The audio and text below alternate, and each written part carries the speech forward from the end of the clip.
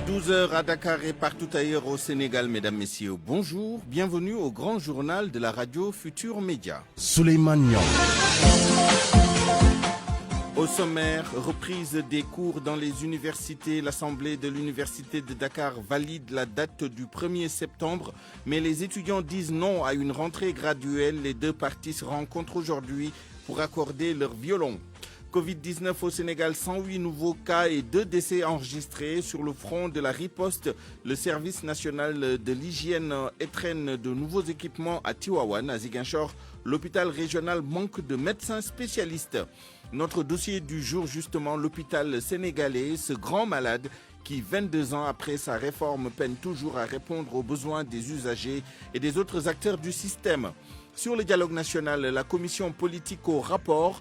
En question, un éventuel nouveau report des élections locales et puis le plaidoyer du président Macky Sall à la tribune de l'université d'été du patronat français, le MEDEF.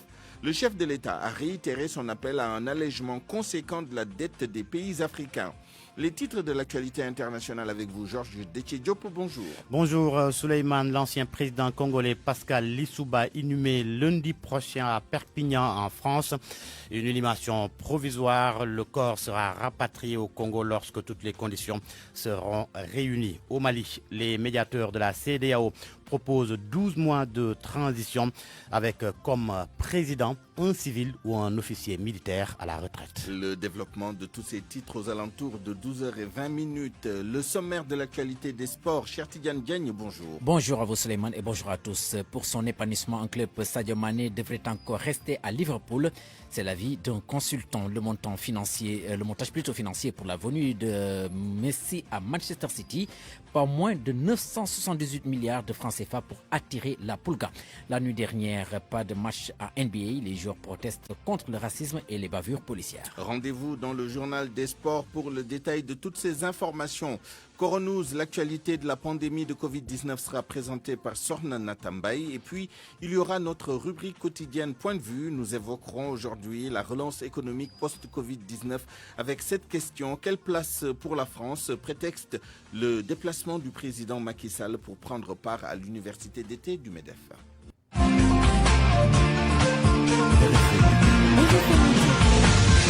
Souleymane Niang. L'Assemblée de l'Université Cheikh Anta Diop de Dakar a donc validé hier le plan de reprise des cours en présentiel à partir du 1er septembre prochain. Mais elle insiste pour que les spécificités de chaque établissement soient prises en compte. Malgré tout, les étudiants, eux, continuent d'exiger une reprise totale et non pas graduelle. Une rencontre entre le recteur et les délégués des étudiants se tient aujourd'hui pour tenter d'arrondir les angles. En direct dans ce studio, El Hadj Ndiougoudienne pour les détails. C'est la principale raison du report de la conférence de presse que devait animer ce matin le recteur de l'université Cheikh Anta Diop de Dakar et le directeur du COUD. Le professeur Ahmadou Ali Mbaye reçoit les délégués des amicales des étudiants pour les convaincre de revenir à de meilleurs sentiments. Ces derniers rejettent une reprise graduelle des cours, exigent une reprise totale avec le respect de toutes les conditions fixées dans le protocole sanitaire. Les étudiants qui ont clairement affiché leur opposition à une reprise lors de l'Assemblée de l'université hier. Une rencontre au cours de laquelle il a été retenu une reprise graduelle à partir de mardi prochain, c'est-à-dire le 1er septembre. Cela en fonction des spécificités des établissements pour le bon déroulement des enseignements. Un autre point qui a retenu les attentions lors de cette assemblée de l'université, c'est le protocole sanitaire édicté par le ministre de la Santé.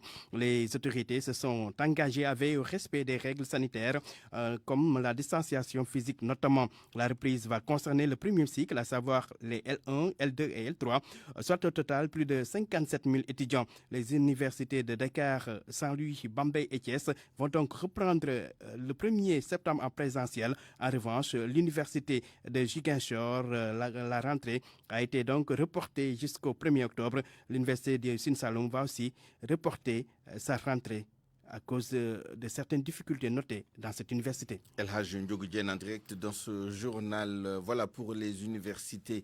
Pour les écoles, vous le savez, la rentrée 2020-2021 est fixée cette année à cause donc du coronavirus entre le 5 et le 12 novembre prochain. Mais il y a quelques écoles privées qui veulent rapprocher la date. Des responsables du privé ont demandé des dérogations pour démarrer dès le mois de septembre. Le ministère de l'Éducation nationale n'a pas accédé à cette demande et a rappelé la nécessité de se conformer au décret présidentiel qui proroge l'année scolaire. Ce matin, l'Union nationale des écoles laïques du Sénégal appelle ses membres à respecter cette décision. Mohamed Ali Mouba. Peut-on obtenir une dérogation et anticiper la nouvelle année scolaire 2020-2021? À cette question, le directeur de la formation et de la communication au ministère de l'Éducation nationale, Mohamedou Moustapha Diagne, pose un veto catégorique. L'école sénégalaise est une et indivisible. Encore une fois, donc il n'y a pas de possibilité pour une école privée qui enseigne le programme sénégalais, donc de déroger à ces règles-là. Tant que le chef de l'État n'est pas revenu sur son décret, il n'y a aucune possibilité de dérogation. En fait, ce n'est pas tout le privé national qui est engagé, mais ce sont quelques responsables d'écoles privées de l'Académie de Dakar à titre principal qui ont initié des démarches auprès de l'autorité en vue d'ouvrir les classes en septembre et octobre prochain. Et selon Mamadou Cissé, il faut le comprendre comme tel. Mamadou Cissé est le représentant de l'Union nationale des écoles privées laïques du Sénégal au sein de la Fédération de l'éducation et de la formation. Et nous avons travaillé avec l'État pour ça. Et nous ne sommes pas dans une logique de dérogation. Ça, on le dit clairement. Au niveau de la Fédération de l'éducation et de la formation, nous avons été un partenaire de l'État dans le travail abattu jusque-là. Alors, nous avons appris, en même temps que vous, sûrement de la presse, qu'il y a des écoles qui ont demandé une dérogation et qui n'engagent qu'elles. Dans un document parvenu à la presse, le ministère de l'Éducation nationale rappelle que dans ce contexte de pandémie, l'année scolaire 2019-2020 a été prorogée par le président de la République. Conséquence, le personnel administratif et enseignant reprend les cours le 5 novembre. Les élèves, eux, le 12 du même mois. Éducation toujours avec le nouvel arrêté du ministre Mamadou Talla portant attribution des classes de CI, CP et CE1 aux enseignants titulaires de CAP, certificat d'aptitude pédagogique, soulève la colère des enseignants. C'est une décision impertinente et discriminatoire, a dit Modoussar, le coordonnateur du G7 à Diourbel. Il est au micro de Babacar Diouf. C'est avec beaucoup de surprises, beaucoup de surprises, de désolation et d'amertume même que nous avons pris connaissance d'un arrêté ministériel de Mamadou Talla qui demande à ce que, pour ce qui est de la répartition des classes au niveau de l'élémentaire, que les enseignants quand même, titulaires de CAP, doivent détenir les classes, les premières classes du CI au C1. Nous avons pensé que c'est une décision quand même qui est impertinente, inappropriée quand même, et qui ne favorise pas, comme ils le disent, il ne favorise pas un enseignement de qualité. Moi, je pense que s'il va falloir prendre des décisions, il va falloir les prendre avec les acteurs du milieu. Moi, je pense que pour ce qui est de la distribution des classes, il n'y a pas plus approprié que le directeur d'école entouré de son équipe pédagogique qui connaît mieux que quiconque, en tout cas les enseignants qui exercent au niveau de son établissement. Moi, je pense que si le ministre maintenant se permet de s'immiscer, n'est-ce pas, dans le choix, la distribution de ces classes-là, ça pose problème. Au moment où on l'attendait à travers des décisions macro pour la gestion de ce ministère-là. Donc c'est une décision qui va en tout cas créer des problèmes. Un manque de confiance va s'installer au niveau de nos établissements. Il y aura une différenciation au niveau des enseignants et cela quand même peut poser problème. Nous demandons à ce ministre Mamadou Talla de retirer immédiatement, n'est-ce pas, cet arrêté. Et puis pour clore ce chapitre éducation sur une note sociale, les travailleurs de l'ISEG ne sont pas en phase avec les ex-employés de l'Institut. Ils précisent qu'aucun contrat ne lie l'ISEG à ses anciens étudiants qui bénéficient juste d'une aide de 50 000 francs CFA. En plus, les cours se déroulent au sein de l'établissement, contrairement à ce qu'ils ont dit dans la presse. Salimata Aou a assisté à la conférence de presse des travailleurs de l'ISEG. C'était ce matin. Salimata Aou, que nous retrouverons peut-être au cours de ce journal. RFM, la radio de toute l'actualité. Venons-en au point du jour de l'épidémie de Covid-19 avec le porte-parole du ministère de la Santé et de l'Action sociale, le docteur El Hadj Mamadou Ndiaye. Sur 1242 tests réalisés, 108 sont revenus positifs, soit un taux de positivité de 8,70%. Les cas positifs se répartissent comme suit. 59 cas contacts suivis par nos services et 49 cas issus de la transmission communautaire répartis entre les communes ou quartiers suivants. Kaolack, 5, Ziguinchor, 5, Nord Foire, 3, Pikine, 3, Tambacounda, 3, Tivaouane, 3, Fatick, 2, Mbour 2, Nioro 2, Rufisque 2, Dieuppeul 1, Fass 1, Grand Dakar 1, Guédiawaye 1, Kédougou 1, Keur Massar 1, Kolda 1, Les Maristes 1, Mbao 1, Médina 1, Ngor 1, Ouakam 1, Sacré-Cœur 1, Scat Urbam 1, Sokone 1, Thiès 1, Vélingara 1, Yombol 1 et Yoff 1 cas communautaire. 122 patients hospitalisés ont été contrôlés négatifs et déclarés guéris. 43 cas graves sont pris en charge dans les services de réanimation. 2 décès ont été enregistrés ce mercredi 26 août 2020. L'état de santé des autres patients hospitalisés est jugé stable. À ce jour, 13 294 cas ont été déclarés positifs, dont 8 974 guéris, 277 décédés et donc 4 042 malades sous traitement. Arrêtons-nous sur la région de Fatick où le bilan à ce jour fait état de 75 cas sous traitement et 8 décès. Comme partout ailleurs, les personnes âgées sont les plus affectées. Le comité régional de gestion des épidémies prévoit une caravane de sensibilisation pour couper la chaîne de transmission du virus. La région médicale a en ce sens signé un protocole avec l'Agence coréenne internationale de coopération internationale, KOICA. Près de 45 millions ont été mobilisés pour appuyer la région médicale dans le cadre de la lutte. Aminata Goudiaby. Ces dernières semaines, des cas de coronavirus sont enregistrés de façon régulière dans la région de Fatick. 17 patients sont actuellement sous traitement. La situation reste contrôlée selon le comité régional de suivi des épidémies qui compte tout de même accentuer la sensibilisation. Une caravane est annoncée pour le samedi prochain dans les rues de la commune de Fatick. Et cette fois-ci, les personnes âgées considérées comme couche la plus vulnérable sont la cible. Seynabou Gueye, gouverneur de Fatick, est par ailleurs la présidente du comité régional de suivi des épidémies. Et il nous faut aujourd'hui faire en sorte que ces personnes-là puissent être à l'abri de cette maladie. Nous avons prévu d'aller sur certaines artères de la commune de Fatick avec une frange importante de la population jeune, mais avec ces personnes âgées-là, pour davantage les sensibiliser. Et toujours dans ce cadre de lutte contre la Covid-19 dans la région de Fatick, un protocole d'accord a été signé entre la région médicale et l'Agence coréenne de coopération internationale, KOICA. L'agence a décaissé près de 45 millions de francs CFA pour appuyer les activités de sensibilisation de la région médicale. Dorcas Augusta Djedjou traduit les propos de Seungwoo Nam, spécialiste de la santé au bureau de Dakar de la KOICA. La KOICA a donné un appui de 34 millions pour la lutte contre le Covid. Pour le matériel, c'est un appui à hauteur de 10 millions. Le gouvernement de la Corée ne s'est pas mis en reste pour la lutte contre le Covid et vu que nous sommes en train de collaborer avec la région médicale de Fatick pour pouvoir aider la région médicale à faire face à ce Covid. L'Agence coréenne de coopération internationale intervient dans la région de Fatick depuis 2019. Elle y déroule un projet de renforcement du système de santé maternelle et infantile. Aminato Goudiaby, Fatick RFM. Comme vous le savez, la prise en charge de certains cas graves de Covid-19 et d'autres pathologies nécessite l'intervention de spécialistes tels que des néphrologues, des cardiologues ou des médecins urgentistes. Or, dans ce domaine, l'hôpital régional de Ziguinchor est plutôt démuni. Or, la présence de ces spécialités est essentielle dans la prise en charge des malades du coronavirus. Simon Faye, secrétaire général de la sous-section CNTS de l'hôpital régional de Ziguinchor, est avec Lamine Ba.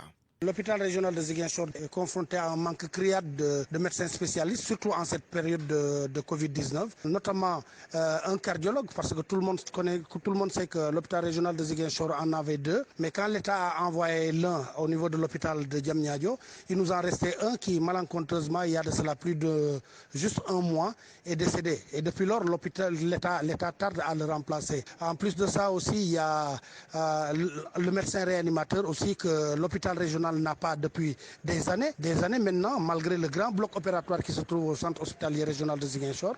Présentement, le médecin réanimateur qui est là est un stagiaire. Il est venu pour 6 mois. En plus de ça, l'anesthésiste. Tout le monde sait que le plus grand plateau chirurgical de la zone sud se trouve à l'hôpital régional de Ziguinchor. Et l'hôpital régional de Ziguinchor, maintenant, depuis plus de 3 ans, n'a pas de médecin anesthésiste.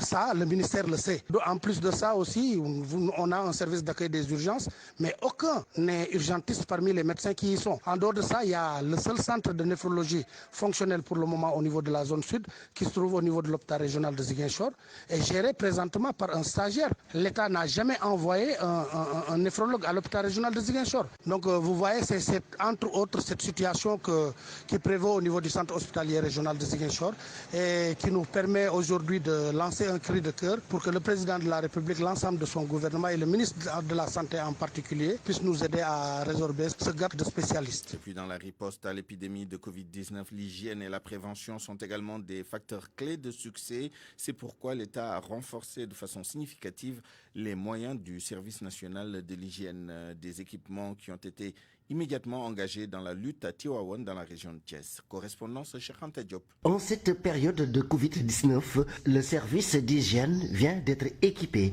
en termes de véhicules, mais aussi en termes d'appareils ultra sophistiqués. Tout cela pour permettre à ces soldats de l'hygiène de contribuer à l'endiguement de cette épidémie. Moustapha Khan, le chef de la division éducation au service national de l'hygiène. La balle est dans notre camp. Nous avons reçu tous les besoins qui ont été exprimés. Et là, le président a dégagé 10 milliards de francs pour le service d'hygiène. Ce premier jet de véhicules qui représente 3 milliards et quelques, c'est simplement la logistique. Mais il y a d'autres aspects en matière de recrutement massif, de renforcement de compétences des éléments, d'équipement et de fonctionnement. Des opérations techniques de désinfection sont lancées à Tivaouane. Le choix de la cité religieuse n'est pas fortuit, selon capitaine Idrissa Ndiaye, le chef de la brigade d'hygiène de la région de Thiès. Pour lutter contre cette Covid, comme vous le constatez, prend de plus en plus des proportions inquiétantes. Au niveau du district de Tivaouane, il y a à peu près 250 et quelques cas de Covid. Donc au niveau de ce district. Donc ça veut dire qu'il y a beaucoup d'efforts qui doivent être faits. C'est parce qu'avec cet arsenal, le service d'hygiène est beaucoup plus outillé pour faire face à cette épidémie. Le représentant du Khalife général des Tidianes, les autorités communales ont vivement salué ces actions, tout en sensibilisant les populations de Tivaouane sur le respect des mesures barrières. RFM Thiès, Cheikh Anta Diop. À présent, notre dossier du jour, améliorer les performances des hôpitaux sur le plan de la gestion et de la qualité des soins. Tel était l'objectif principal de la réforme hospitalière de 1998. 22 ans après, l'hôpital semble incapable de répondre aux attentes des populations qui continuent de se plaindre. Les acteurs du système évaluent et estiment que la pandémie a contribué à mettre à nu les insuffisances des structures de santé. Il faut encore améliorer leur fonctionnement d'après les professionnels de la santé. Dossier ficelé par Awambaye. La réforme hospitalière de 1998 a voulu donner un coup de jeunesse à l'hôpital sénégalais pour qu'il soit beaucoup plus fort en matière d'équipements médicaux, plus motivé côté ressources humaines et encore plus indépendant en matière de finances. Et 22 ans après, ce traitement ne s'est pas montré efficace. Les établissements publics de santé souffrent toujours et le professeur Serigne Abdouba, un cardiologue à la retraite, estime que le déficit de moyens financiers reste le principal problème. Je pense que la réforme n'a pas atteint ses objectifs. Donc, il y a beaucoup de choses à améliorer dans cette réforme. Mais le nerf de la guerre, c'est l'argent. Parce qu'on cherche à autonomiser l'hôpital. Et l'hôpital a besoin de fonctionner de manière continue. Donc, il y a des dépenses qui sont indispensables, que quelqu'un doit supporter. Le budget est très souvent insuffisant, ce qui fait que très souvent, les hôpitaux n'ont pas les moyens de fonctionner correctement. Mais comme c'est un service public, il faut que quelque part, quelqu'un paye. Si l'État ne paye pas, si les patients ne payent pas, l'hôpital, l'établissement public de santé, ne peut pas fonctionner. Chersek, le secrétaire général du syndicat démocratique des travailleurs de la santé et du secteur social, constate que la réforme hospitalière n'a pas porté ses fruits parce qu'il y a beaucoup de failles dans le mode de gestion des hôpitaux. La mise en place des projets d'établissement, parce que les projets d'établissement, à ma connaissance, il n'y a pas où, peut-être ces dernières années, que les projets d'établissement puissent trouver des financements. Il n'y a pas de projet d'établissement qui a été financé. La pandémie de Covid-19 a révélé les insuffisances de l'hôpital sénégalais d'après le professeur Serigne Abdouba et il pense qu'il faut le renforcer. Il faut former encore beaucoup plus de personnel. Il faut équiper les services. Il faut un service de maintenance correct. Il faut plus de transparence dans la prestation des marchés et dans la gestion des hôpitaux. Il faut associer le personnel médical et paramédical à la gestion de l'hôpital. Revoir les subventions allouées aux établissements publics de santé est un impératif selon Chersek. Pourquoi on donne 1,4 milliard à l'hôpital Idrissa Pouye et on donne à l'hôpital de Pékin 300 millions? Il n'y a pas d'explication. Aussi bien sur le plan des activités, du nombre de malades, que sur le plan de la population desservie. Et il faudra revoir les critères d'allocation au niveau de ces structures. Ça permettra au moins de régler en partie un certain problème par rapport aux critères de subvention. L'après-Covid-19, une période qui va être très difficile pour l'hôpital sénégalais qui souffre de plusieurs maux finalement endémiques. Et il lui faut un traitement de choc. En mode politique, c'est aujourd'hui que la commission politique du dialogue national doit remettre son rapport au président du comité de pilotage du dialogue national, Famara Ibrahima Sagna, qui à son tour devra faire le point au chef de l'État d'ici au 31 août prochain. Le président de la République, M. Macky Sall, qui était à la tribune de l'université d'été du MEDEF ce matin lors de la rencontre donc des entreprises de France. Le chef de l'État a souligné l'impréparation du monde face aux pandémies. Il urge, ajoute-t-il, de repenser les modèles de développement. Pour lui, les efforts internes en Afrique ne suffiront pas pour réduire le choc de la crise et c'est pourquoi il dit avoir lancé un plaidoyer pour un allègement conséquent de la dette publique africaine. Voici Macky Sall. Voilà plus de 6 mois, en effet, que l'infiniment petit secoue le monde entier, mettant à rude épreuve les systèmes sanitaires les plus sophistiqués, pulvérisant les taux de croissance économique, bouleversant les relations sociales et plongeant les entreprises, travailleurs et ménages dans la précarité. Cette crise sanitaire majeure révèle au grand jour l'impréparation du monde face aux pandémies et met à nu les vulnérabilités et les contradictions de notre modèle de production et de consommation. Au fond, c'est la question de la finalité même du développement qui est posée à travers cette pandémie. Il manque des masques, des kits de tests, des équipements de protection individuelle, des lits dans les hôpitaux, des respirateurs, autant de nécessités indispensables à sa vie et à sa santé. RFM. L'actualité internationale. À 12h22, rebonjour Georges Diop. Rebonjour Souleymane Niang. D'abord le coup d'État au Mali, Ibrahim Boubacar Keïta libre. Oui, on l'apprend à l'instant, il aurait été libéré cette nuit. Et pour en avoir le cœur net, nous nous rendons à Bamako, retrouver notre confrère, le journaliste Bourema Solo. Bonjour Bourema, vous confirmez cette information ? Bonjour Georges, oui, nous le confirmons, le président de la République Ibrahim Boubacar Keïta, l'ancien président de la République Ibrahim Boubacar Keïta, a été relaxé hier soir aux alentours de 3h du matin. Et actuellement, au moment où je vous parle, il se trouve chez lui à Bamako, dans son quartier résidentiel. Pour un rappel, Ibeka a été arrêté le 18 août par les militaires et il a été gardé à Kati, la ville garnison de Bamako, à une quinzaine de kilomètres de Bamako, pour sa propre sécurité. Il n'était pas seul, il était avec le président de l'Assemblée nationale, avec son premier ministre et presque tous les hauts dignitaires de son régime. Oui. Donc ces personnalités ont été gardées à Kati, comme je le disais, une ville située à une quinzaine de kilomètres de Bamako, pour leur propre sécurité. Parce que dans la ville, il y avait une vingtaine populaire qui s'abattait sur les biens des hauts dignitaires. On se rappelle, le fils du président Ibeka, son domicile, sa résidence à Sévénikoura a été saccagé, pillé et incendié. De même que... Bourema, dites-nous, qu'en est-il du Premier ministre et des autres personnes qui ont été arrêtées par la junte? Pour l'instant, on a l'info seulement sur la libération du président Ibrahim Boubacar Keïta. Pour les autres, on n'en a pas encore la confirmation. Mais la junte quand même a été claire. Ils ont dit que tous ces gens-là sont libres, sont détenus pour leur propre sécurité. Oui. Et personne ne va être... Si la condition sécuritaire évolue, ils vont tous être relaxés. C'était la parole du colonel-major Ismaël Ouagé. Merci. Merci Souleymane Bourima Soulo, correspondant de la West Africa Democracy Radio à Bamako. Toujours dans la crise malienne, les médiateurs de la CEDEAO ont déclaré aux militaires que l'organisation accepterait un gouvernement de transition dirigé par un civil ou un officier de l'armée à la retraite pour une durée maximale de 12 mois. L'agence de presse cite la présidence du Nigeria. Une médiation de la CEDEAO s'est achevée lundi sans accord sur les conditions d'une transition.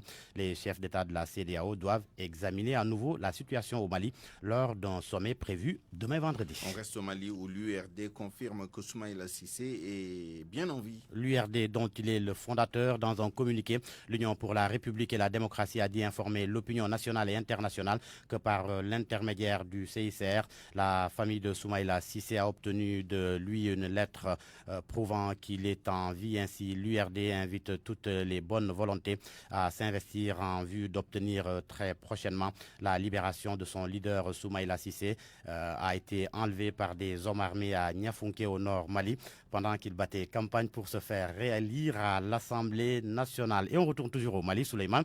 On voulait l'évoquer tout à l'heure dans ce contexte de libération de Ibrahim Boubacar Keïta. C'est dans ce contexte donc qu'hier que les responsables du M5 RFP ont rencontré la junte militaire. Quel enseignement tiré de cette rencontre d'hier? Nous avons joint à Bamako un des responsables du M5 RFP, Noumsar. Les responsables du CNSP ont clairement indiqué qu'ils ont parachevé la lutte du M5 RFP. Cela est d'autant plus réjouissant, mais c'est du passé aujourd'hui. Le M5 RFP a demandé la démission de l'ancien chef d'État. Aujourd'hui, c'est chose faite. Maintenant, le moment est venu pour les Maliens de se retrouver et de décider ensemble de la transition qui va être mise en place. Et ce n'est pas l'affaire du M5 RFP et du CNSP uniquement, c'est l'affaire de tous les Maliens, y compris l'ancienne majorité présidentielle. Parce que nous estimons que dans tous les bords politiques, dans toutes les composantes de la nation malienne, il y a des énergies positives qu'il faut capitaliser. Il ne s'agit pas de rentrer dans des règlements de compte, ça ne sert à rien. Ce qui est important aujourd'hui, c'est de rassembler le maximum pour faire en sorte que notre pays puisse embrasser le chemin de l'honneur et de la dignité. Pour finir, Georges, l'ancien président congolais Pascal Lissouba, inhumé lundi prochain à Perpignan en France. Il s'agit d'une inhumation provisoire. Elle sera plutôt précédée, cette inhumation, d'une cérémonie religieuse. Selon RFI qui donne l'information, la famille du défunt précise que le corps de Lissouba sera rapatrié au Congo lorsque toutes les conditions seront réunies pour lui garantir un retour digne, solennel et apaisé auprès des siens, notamment dans le contexte de pandémie actuelle. Pascal Lissouba est décédé lundi dernier en France à l'âge de 88 ans. Merci Georges Déthié Diop, il est 12h27. RFI Sport.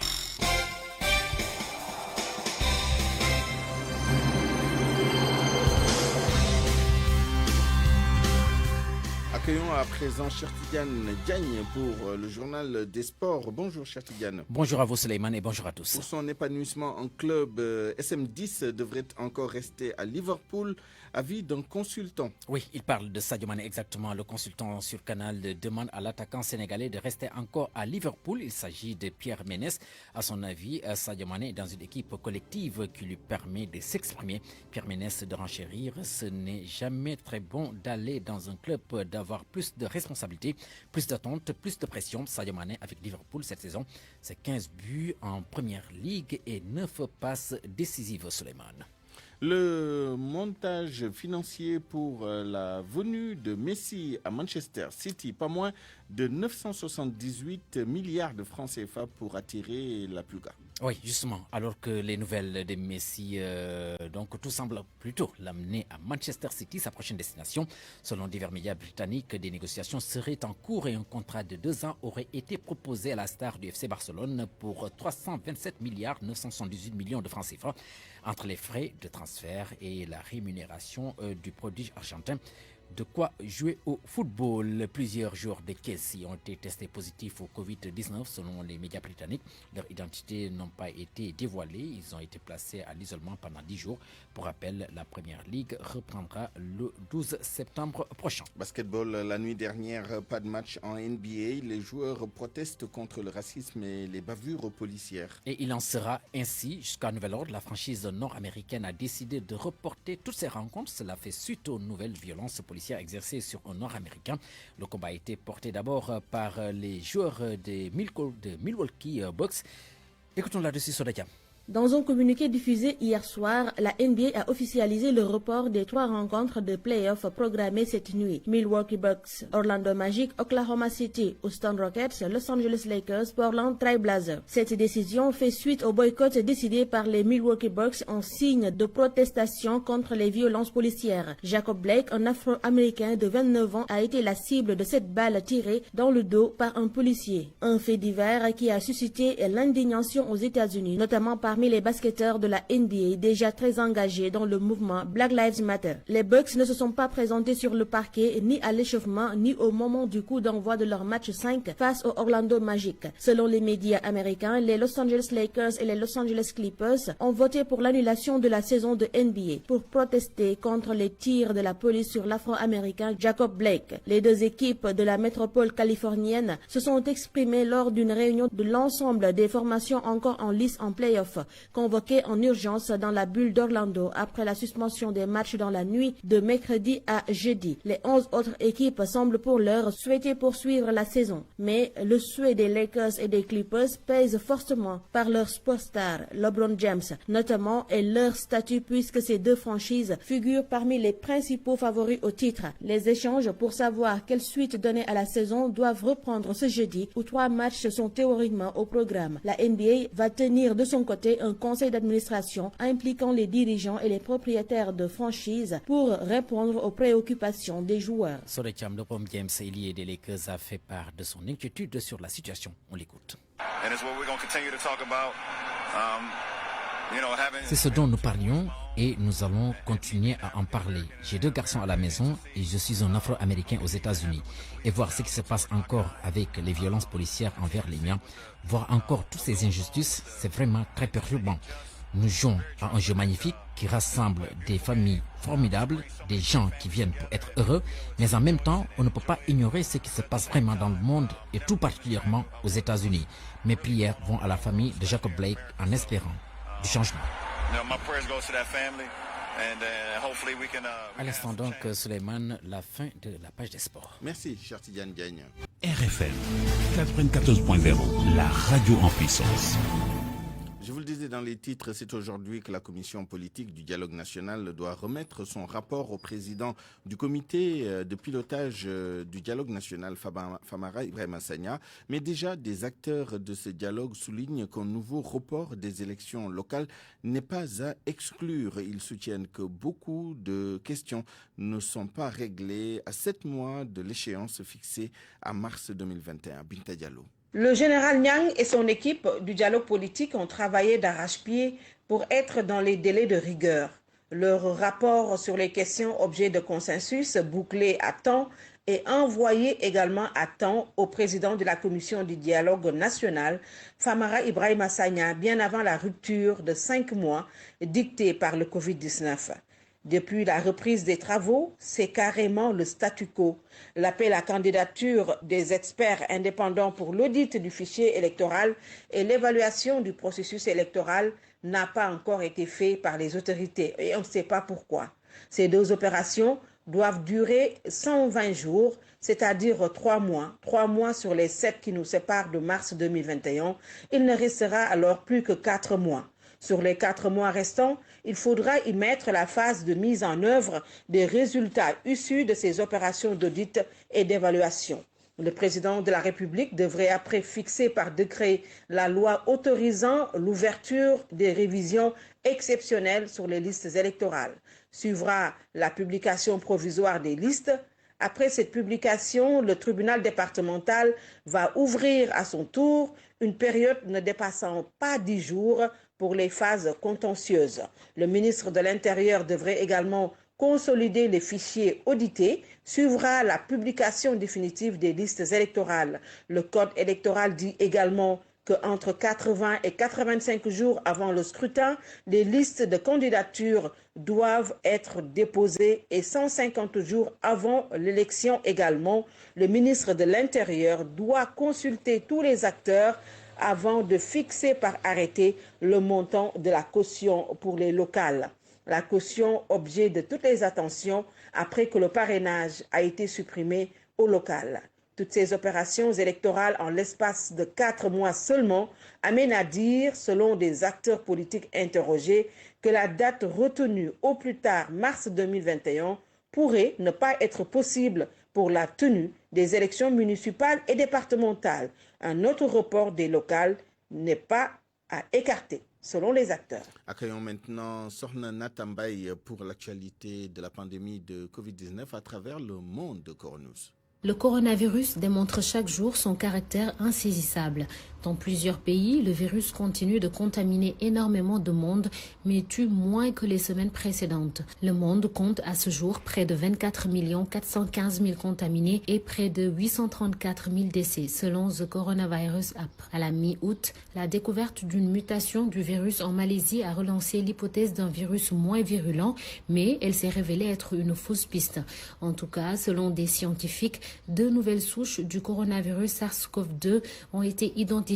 La première, apparue en Europe, est aujourd'hui prédominante dans le monde et expliquerait la propagation accrue du virus comparée à la version originale chinoise. En France, où les nouvelles contaminations et nouveaux foyers inquiètent, le Premier ministre a annoncé ce jeudi, lors d'une conférence de presse, le port obligatoire du masque dans tous les lieux clos. Et des discussions sont en cours pour le port du masque obligatoire partout dans Paris.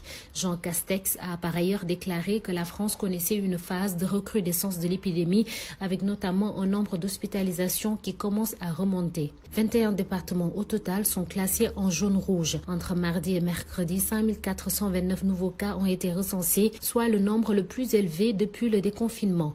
Des chiffres au moment où le pays prépare la rentrée scolaire pour le 1er septembre. Et le masque sera obligatoire pour tout le monde.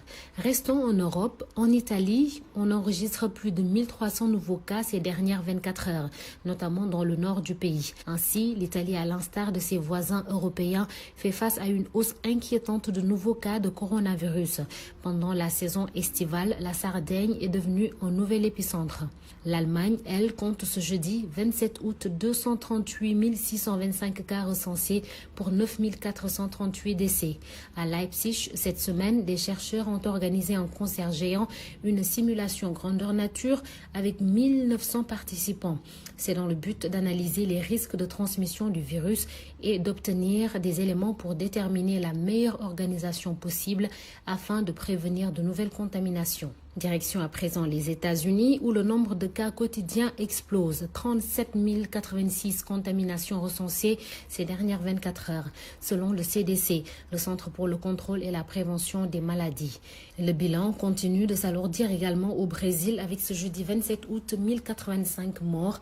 Le pays déclare avoir recensé plus de 3 700 000 contaminés et 117 665 décès. Ce sont des chiffres fournis par le gouvernement. Cependant, ces données seraient largement sous-évaluées et on apprend qu'un deuxième fils de Jair Bolsonaro serait testé positif au coronavirus.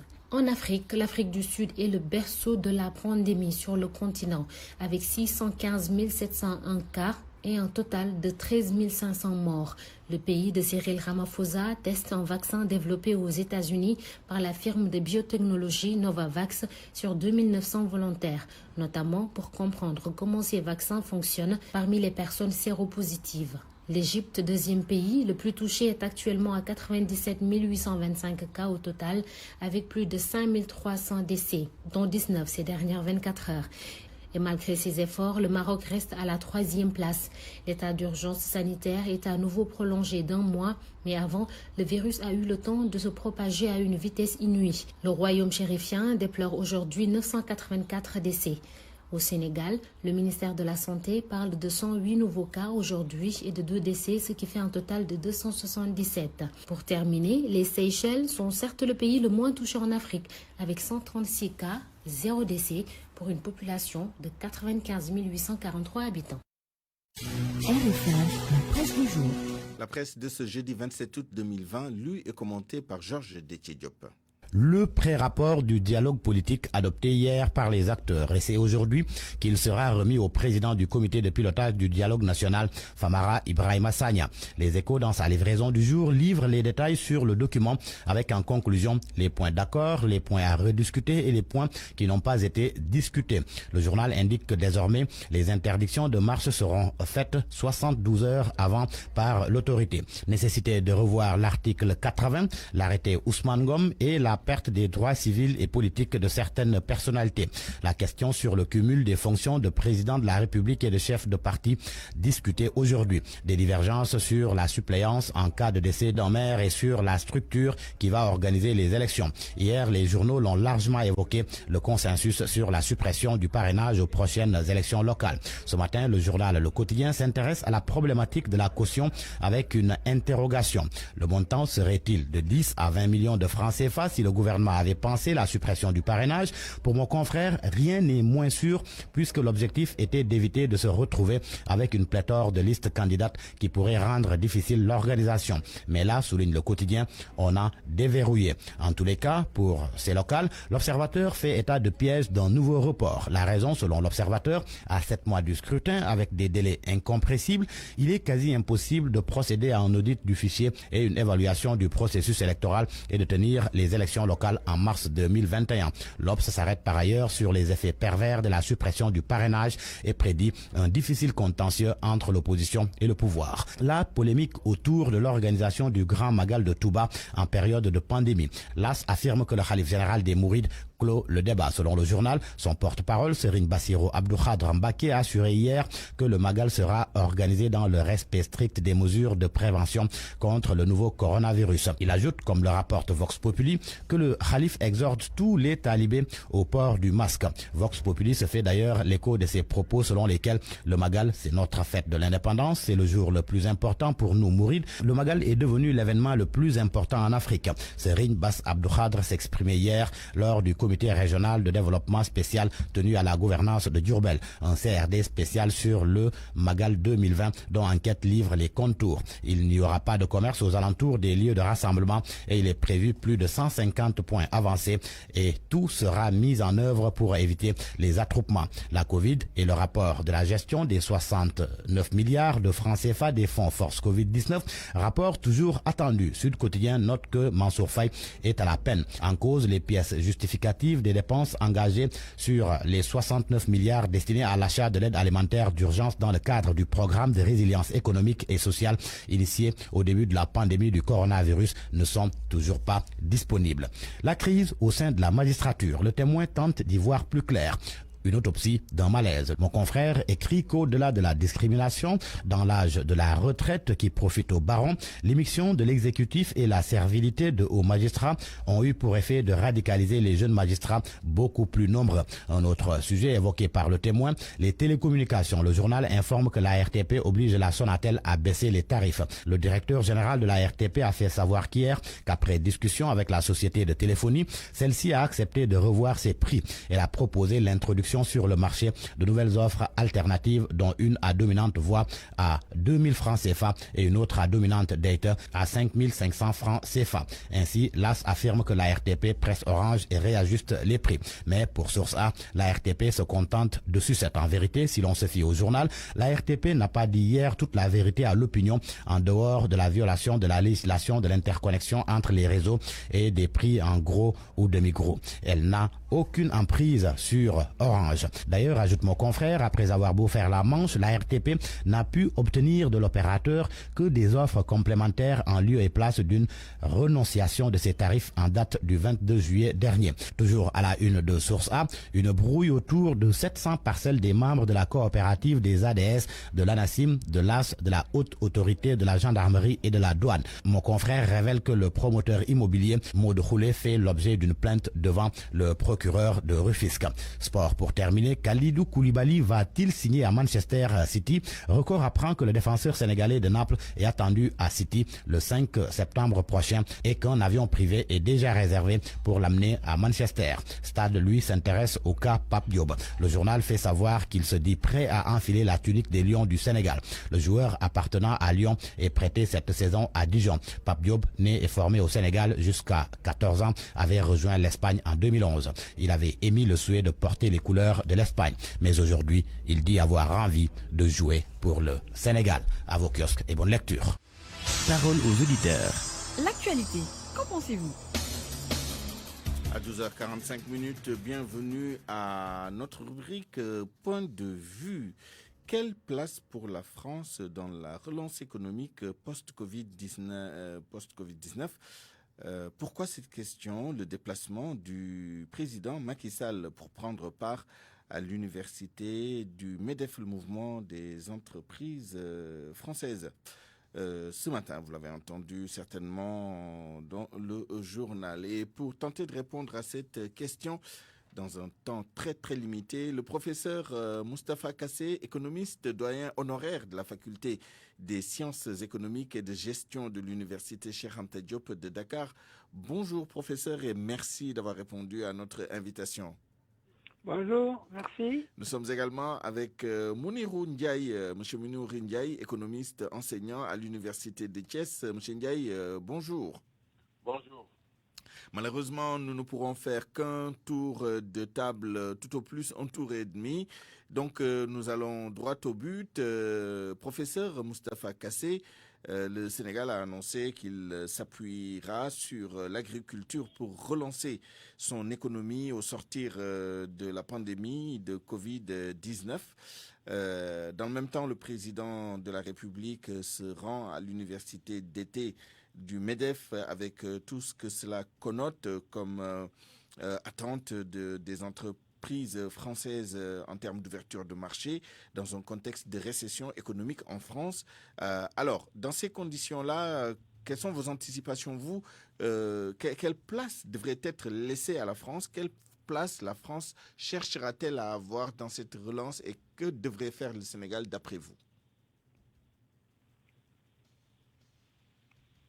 Professeur Kassé. Oui.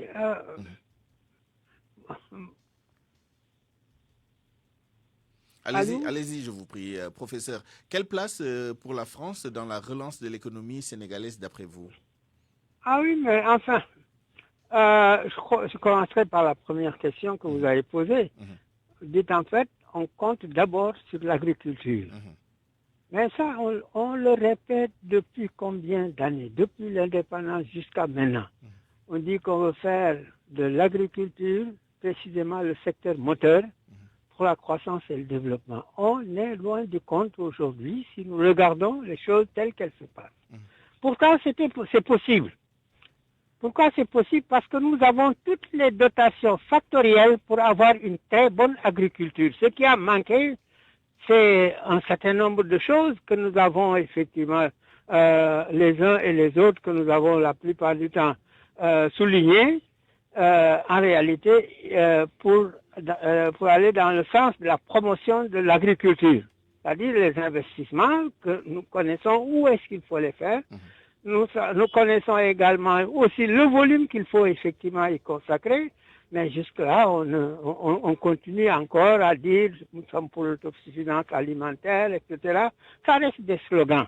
Mais du point de vue de la mobilisation des fonds, pour qu'on y arrive, même la grande opportunité qu'on a, c'est-à-dire la maîtrise de l'eau. Nous avons l'eau, nous avons les terres, nous avons effectivement les engrais, nous avons même les paquets technologiques. À part de ce moment, qu'est-ce qu'il nous reste à faire?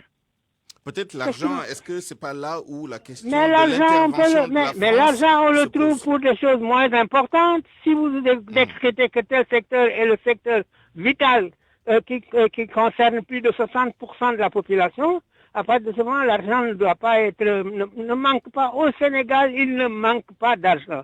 Mais on ne mobilise pas l'argent pour effectivement là où il y a les plus grandes opportunités. C'est là le problème. C'est-à-dire qu'il y a des sous-investissements dans l'agriculture Ce qui veut dire seulement que les priorités sont extrêmement mal définies, ou on va chercher ailleurs. Alors, ça, c'est le problème important. Et regardez, jusqu'à maintenant, nous n'avons qu'une banque principalement destinée, effectivement, à l'agriculture, c'est le Crédit National, pour la banque agricole, l'ancienne caisse nationale de crédit agricole. De crédit agricole. Mais elle est toujours là.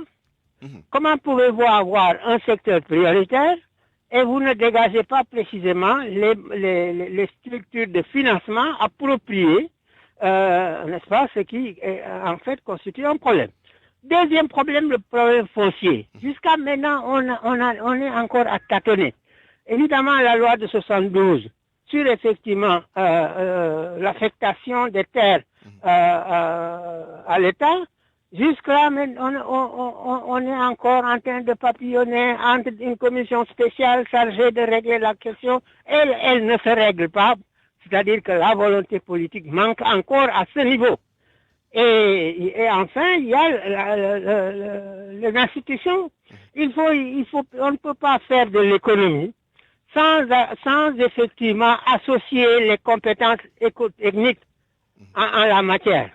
On ne peut pas, nulle part maintenant, nous sommes dans des sociétés du savoir. Dès que vous écartez précisément les compétences, vous écartez les techniciens, vous resterez simplement sur des slogans de bureau. Très bien. Ça, c'est clair, voilà pourquoi on n'avance pas. Maintenant, sur nos rapports avec la France. Mais moi, j'ai rien contre pour qu'on ait de bons rapports avec la France. Même, il faut, je le dis tout le temps, depuis 1974 que j'ai publié mon ouvrage sur l'économie du développement, maintenant, nous avons une pluralité de partenariats. Mais il faut chercher là où on a les avantages les meilleurs. Pourquoi la France? Et pour Pourquoi vous, pas l'Allemagne? c'est où les avantages? Mais les avantages sont partout. D'accord. Les avantages sont partout. Aujourd'hui, si vous regardez précisément ce que font les Chinois, est-ce que les Français font la même chose? On m'a dit une fois, j'ai lu dans la presse d'ailleurs, quelqu'un a dit, ah oui, mais voilà, on s'attaque aux Chinois, pourtant, on s'attaque aux Français, et pourtant les Chinois ont des projets. Mais qu'est-ce qui a fait l'autoroute Touba? Qu'est-ce qui a fait le grand théâtre? Qu'est-ce qui a fait? C'est autant de monuments qui sont extrêmement importants. Et ensuite, je dis, il n'y a pas que ça. Je pense même qu'on n'exploite pas bien notre coopération avec précisément la Chine. Il y a d'autres pays, hein. Il y a par exemple le MCA. On a essayé avec les Américains. Moi, je connais bien ce projet pour y avoir un peu travaillé. Jusqu'à maintenant, on reste en deçà de ce que précisément les Américains pouvaient faire. Merci. Vous savez, nous sommes dans un monde ouvert. La mondialisation, l'opportunité qu'elle nous offre, c'est de ne plus avoir de maîtres. C'est de dire que nous pouvons avoir des contrats qu'il faut négocier sérieusement, très sérieusement, sans arrière-pensée, sans mimétisme inutile. On dit ce sont nos amis, il n'y a pas, c'est le général de Gaulle qui disait. En la matière, nous n'avons pas d'amis, nous avons des intérêts. Il faut savoir défendre nos intérêts là où ils se trouvent. Merci et beaucoup. avec précisément la rigueur patriotique. Merci professeur, nous vous avons bien compris. Merci et nous espérons avoir un espace un peu plus large pour bénéficier de votre connaissance encyclopédique en la matière. Merci beaucoup. Venons-en maintenant à Mounirou Ndiaye, économiste enseignant à l'université Cheikh Anta Diop, à l'université de Thiès, pardon, qui comprendra qu'on ait accordé plus de temps au doyen, au professeur Moustapha Kassé. Mais sur la réponse du professeur Moustapha Kassé, quels sont les éléments que vous voudriez souligner et quelle réponse apportez-vous à la question de ce point de vue? Quelle place pour la France dans la relance de l'économie sénégalaise après le Covid? Je tiens d'abord à saluer le professeur Kassé. D'abord, sa prestation aurait suffi quand même, mais je peux apporter juste quelques éléments peut-être qui vont compléter ce qu'il vient de dire. C'est déjà très clair, hein, il a déjà donné les lignes prioritaires qui doivent être quand même les lignes d'action de l'État dans la postérité, dans ce qui va arriver.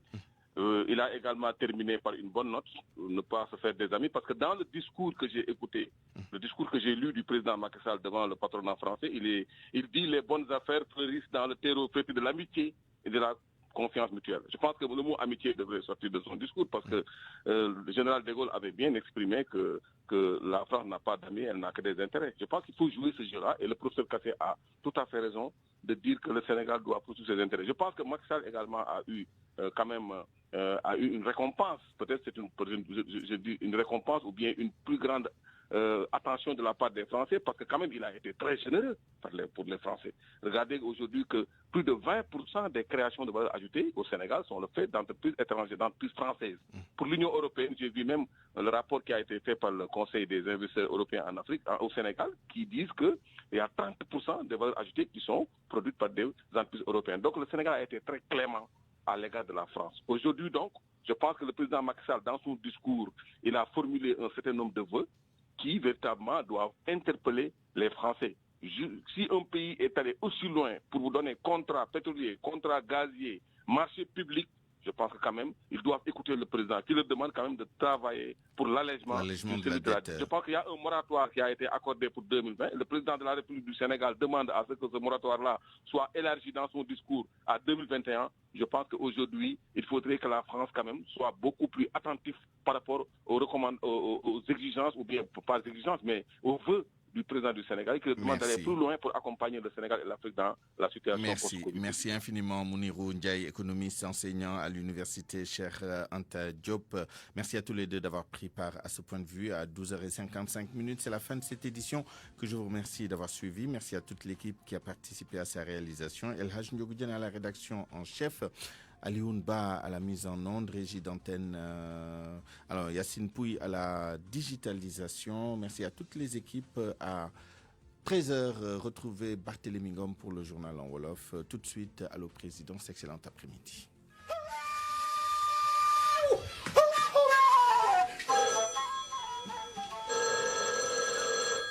Président de la République, président du gouvernement, collaborateur de l'organisation, président de la République, président de la République,